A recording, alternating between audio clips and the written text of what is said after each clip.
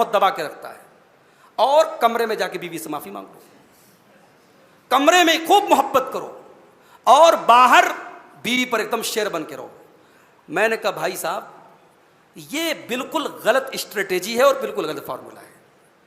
बीवी से आप कमरे में मोहब्बत करें, कम करें चलेगा, लेकिन दूसरों के सामने बीवी को जलील करना, दूसरों के सामने बीवी को डांटना, अपनी मां के सामने अच्छा बेटा बनने के लिए बीवी को डांटना और बीवी के अच्छे काम को भी गलत करार देना, यह बहुत ही गलत बात है और बेहयाई और बेगैरती की बात है।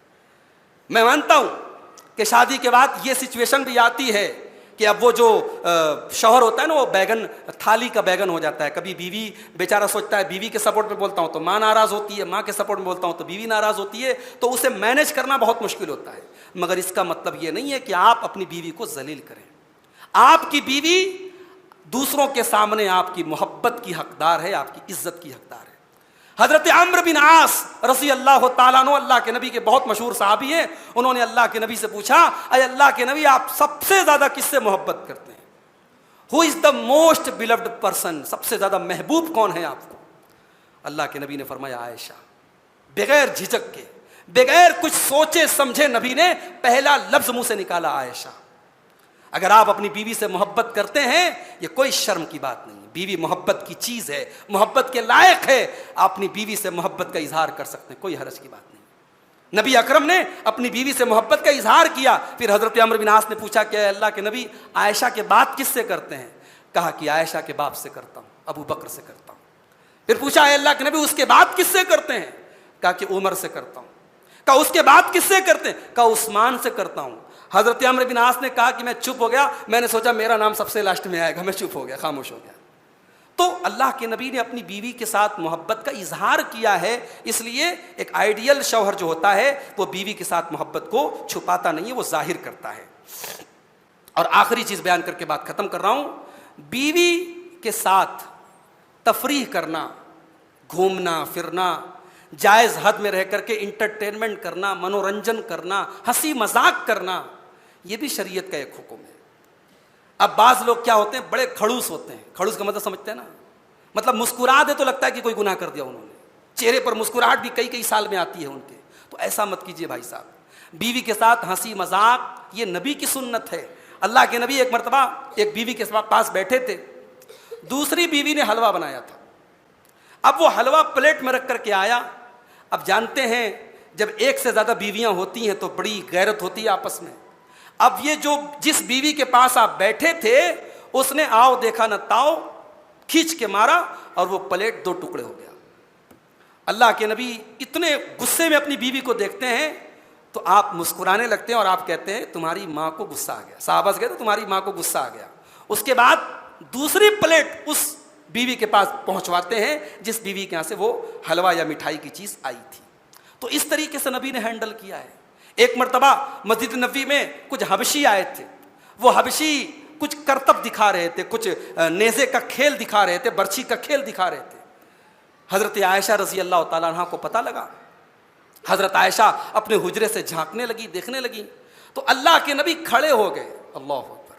अपनी बीवी के लिए आप खड़े हो गए और हजरत आयशा कहती मैंने नबी के कंधे पर अपना सर रखा और जितनी देर तक मैं खड़ी होकर के देखती रही उन हबशियों का खेल, अल्लाह के नबी उतनी देर तक खड़े रहे। जब मैं थक गई तो अल्लाह के नबी ने कहा कि अगर तुम थक गई हो तो ठीक है, जाओ, कोई बात नहीं। उतनी देर तक अल्लाह के नबी अपनी बीवी के लिए खड़े रहे। एक मरतबा अल्लाह के नबी सफर पे गए, साहबे किराम से आपने कहा थोड़ा आगे निकल जाओ। साहबा आगे निकल गए। अल्लाह के नबी ने हजरत आयशा से कहा कि आयशा चलो हम दोनों दौड़ का मुकाबला करते हैं, रेस करते हैं, देखते कौन आगे निकलता है। आपने अपनी बीवी के साथ रेस की, दौड़ का मुकाबला किया। और उस दौड़ में हजरत आयशा कहती है मेरी नई नई शादी हुई थी, मेरा वजन काफी कम था, मैं हल्की दुबली थी। जब दौड़ का मुकाबला हुआ मैं आगे निकल गई और अल्लाह के नबी पीछे रह गए।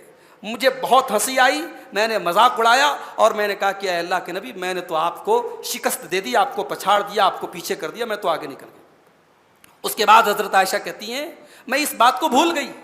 फिर एक और सफर आया, उस सफर में भी अल्लाह के नबी ने सहाबा से कहा तुम लोग थोड़ा आगे निकल जाओ। इससे यह भी पता चला कि बीवी के साथ हंसी मजाक प्राइवेट में होना चाहिए, पब्लिक प्लेस में नहीं होना चाहिए। बीवी के साथ इंटरटेनमेंट प्राइवेट में कीजिए।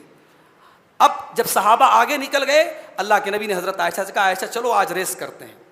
हज़रत आयशा कहती हैं अब जब रेस हुई तो मैं थोड़ी मोटी हो गई थी, मैं थोड़ी मोटी हो गई थी। इससे यह भी पता चला कि बीवी से मोहब्बत कीजिए, इतनी मोहब्बत कीजिए कि वो हेल्दी हो जाए, इतना खटाइए मत कि बेचारी और पतली हो जाए। बाज़ घरों में ऐसा भी होता है कि वो 60 किलो की होती है और ये खटा खटा के उसको 30 किलो की कर देता है, तो उसको मोहब्बत दीजिए। हज़रत आयशा कहती हैं मैं मोटी हो गई थी और अब जब मैं दौड़ में निकली तो मैं पीछे रह गई, अल्लाह के नबी आगे निकल गए। आपने हंसते हुए फरमाया हाज़िही बेतिल का आयशा, ये उस दिन का बदला है। ये अल्लाह के रसूल जनाब मोहम्मद रसूलुल्लाह सल्लल्लाहु अलैहि वसल्लम की ज़िंदगी है मेरे भाइयों। अल्लाह के नबी एक बेहतरीन शौहर भी हैं और हमें और आपको इस हवाले से भी अल्लाह के नबी की सीरत को पढ़ने की ज़रूरत है। तो एक आइडियल बीवी और एक आइडियल शौहर की पहचान मैंने आपके सामने बयान की। रब्बुल आलमीन हम सबको जो हम में से शादीशुदा हैं उनकी शादीशुदा ज़िंदगी को अल्लाह ताला खुशगवार बना दे। अल्लाह शौहरों को बेहतरीन शौहर बना दे, अल्लाह बीवियों को बेहतरीन बीवी बना दे। हमारे घरों में जहाँ भी लड़ाई झगड़ा है, मसले मसाइल हैं, अल्लाह उनको ख़त्म कर दे। अल्लाह एक दूसरे की मोहब्बत और कद्र दिलों में पैदा फरमा दे। रब्बुल आलमीन हमारे ताक रात में जागने को, हमारे तरावी पढ़ने को, हमारे ज़िक्र करने को, हमारे जो भाई बहन एतिकाफ़ में बैठे हैं उनके एतिकाफ़ में बैठने को, हमारी हर इबादत को परवरदिगार कबूल फरमा ले। रब्बुल आलमीन रमज़ान के इस आखिरी अशरे में अपने उन खुश नसीब बंदों में जिनकी गर्दन को अल्लाह जहन्नम की आग से आज़ाद करता है, अल्लाह उन खुश नसीब बंदों में हम सबको शामिल फरमा दे। अल्लाह हमारे रोज़ों में, हमारी तरावी में, हमारी तमाम इबादतों में इखलास पैदा फरमा दे। अल्लाह हमारी माँ बहनों की भी इस्लाह कर दे, अल्लाह हमारे नौजवानों की भी इस्लाह कर दे। हमारे वो भाई जो रमज़ान के पहले नमाज नहीं पढ़ते थे, रमज़ान में नमाज शुरू किए हैं, अल्लाह उनको रमज़ान के बाद भी नमाज की पाबंदी करने की तौफीक अता फरमाए।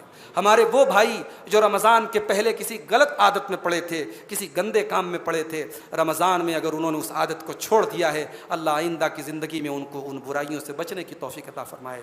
रब्बुल आलमीन हमारे दिलों से कीना और कपट निकाल दे।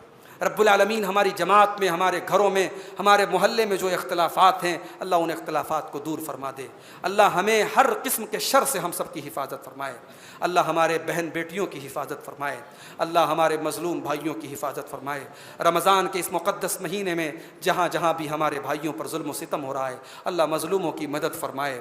अल्लाह ज़ालिमों को उनके अंजाम तक पहुँचाए। अल्लाह हमारी मस्जिदों की हिफाजत करे, अल्लाह हमारे मदरसों की हिफाजत करे, अल्लाह हमारे उलमा की हिफाजत करे। अल्लाह अपने दीन पर मरते दम तक हम सबको चलने की तौफीक अता फरमाए। रब्बुल आलमीन हमें कहने सुनने से ज़्यादा अमल करने की तौफीक अता फरमाए। रब्बुल आलमीन हमारे वालिदैन जिनके ज़िंदा हैं उनको अपने वालिदैन की खिदमत करने की तौफीक दे। जिनके वालिदैन दुनिया से जा चुके हैं, परवरदिगार उनके वालिदैन की मग़फ़िरत फरमाए। रब्बुल आलमीन हम में से जो कर्ज़दार हैं उनके कर्ज़ों की अदायगी फरमा दे। रब्बुल आलमीन जो बीमार हैं उनको शफ़ाए कामिल आजिल अता फरमा दे। जो रोज़गार से परेशान हैं, अल्लाह उनके कारोबार में बरकत नसीब फरमाए, उनको हलाल रोज़ी अता फरमाए। रब्बुल आलमीन जो दिल के मरीज़ हैं, जो बुख्ल के मरीज़ हैं, जो दुनिया की मोहब्बत में मुब्तला हैं, अल्लाह उनकी इन बीमारियों को दूर फरमा दे। रब्बुल आलमीन हम गुनहगार ख़ताकार लेकिन तेरी रहमत के उम्मीदवार हैं। अय अल्लाह हम गुनहगारों को अपने रहम करम से माफ़ फरमा दे। अय अल्लाह हमें तो जन्नतुल फिरदौस में हम सबको इकट्ठा होने की तौफीक अता फरमा। अय अल्लाह जब तक हम दुनिया में ज़िंदा रहें, इस्लाम पर ज़िंदा रहें और हम सब का ख़ात्मा ईमान पर हो। आमीन। रब्बना तक़ब्बल मिन्ना इन्नका अंतस समीउल अलीम व तुब अलैना इन्नका अंतत तव्वाबुर रहीम व सल्लल्लाहु तआला अला नबिय्यिना मुहम्मदिन व अला आलिहि व सहबिहि अजमईन। वस्सलामु अलैकुम व रहमतुल्लाहि व बरकातुहू।